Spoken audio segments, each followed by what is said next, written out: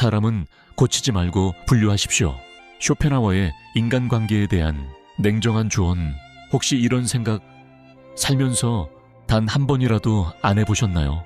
이번엔 진짜 달라질 거야. 조금만 더 이해해주면 그 사람도 분명 변하겠지. 아니야, 내가 너무 예민한가? 그 사람이 그럴 리 없어. 처음엔 다 그렇게 시작합니다. 희망 섞인 다짐으로 시작하죠. 연애할 때는 콩깍지라 생각했고, 결혼해서 가정을 꾸리면 책임감이 생겨서 든든한 배우자가 될 거라 믿었습니다. 나이가 들면 자연스럽게 타인을 배려하고 성숙해질 거라 그렇게 기대했습니다. 그래서 우리는 참고 달래고 때로는 비굴할 정도로 상대를 설득했습니다. 상대의 기분을 맞추려 전전긍긍하며 노력했고 대화로 풀 수 있을 거라는 미련을 놓지 않았습니다. 그러다 폭발하면 화를 냈고 돌아서서는 다시 스스로를 자책하며 탓했습니다. 내가 말을 너무 심하게 했나? 그래서 그 사람이 더 엇나갈까? 여기서 냉정하게 질문 하나만 드려보도록 하겠습니다. 그래서 그 사람이 정말 변했나요? 아마 대부분은 답답한 마음에 고개를 저으실 겁니다. 잠깐은 미안하다고 말했겠죠. 며칠은 달라진 척 연기하며 노력했을지도 모릅니다. 하지만 결정적인 갈등의 순간이 당신에게 찾아오면 어땠나요? 그 사람은 늘 똑같은 선택을 하고 똑같은 방식으로 당신에게 상처를 주었을 겁니다.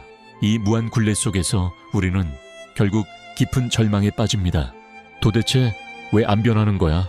첫 번째로 우리가 깨달아야 할 진실은 인간이라는 존재가 재건축이 불가능한 구조물과 같다는 명확한 사실입니다. 냉혹하지만 인간의 본질을 꿰뚫었던 철학자 쇼펜하워는 우리가 괴로운 이유가 사람은 결코 바뀔 수 없다는 사실을 끝까지 인정하지 않기 때문이라 우리에게 말합니다. 그는 인간의 성격을 지늘기 아닌 거대한 구조물에 비유했습니다. 겉모습은 페인트칠로 바꿔도 건물의 뼈대인 기초공사는 태어날 때 이미 끝났으며 그것을 부수고 다시 지을 방법은 어디에도 없습니다. 교육이 행동을 조절할 수는 있어도 성향의 방향까지 바꾸지는 절대로 못합니다.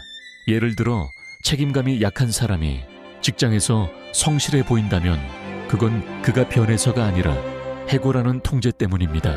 통제가 사라지는 그 순간 그는 본래의 습관으로 되돌아갑니다.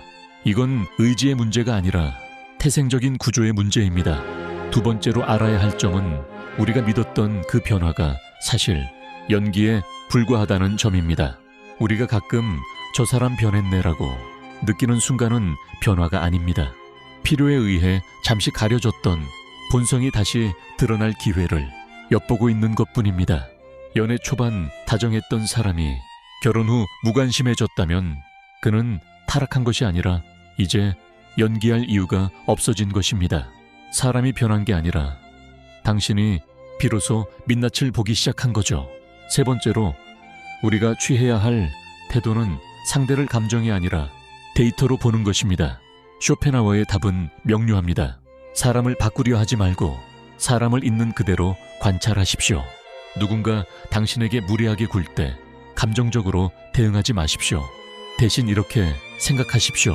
아, 이 사람은 본인의 이익이 침해받으면 공격적으로 변하는 그런 유형의 사람이구나. 상대를 고쳐야 할 대상이 아닌 연구할 대상으로 분류하십시오. 감정으로 보면 비수가 되지만 데이터로 보면 정보가 됩니다. 우리가 상처받는 진짜 이유는 상대의 악함 때문이 아니라 상대를 잘못 파악한 채 엉뚱한 기대를 품은 우리 자신의 오류 때문일 때가 많습니다. 약속을 어기는 사람에게 중요한 일을 맡기고 실망하는 것은 과연 누구의 잘못일까요?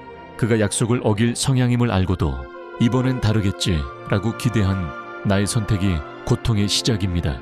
그는 배신한 게 아니라 단지 자기 성향에 충실했을 뿐입니다.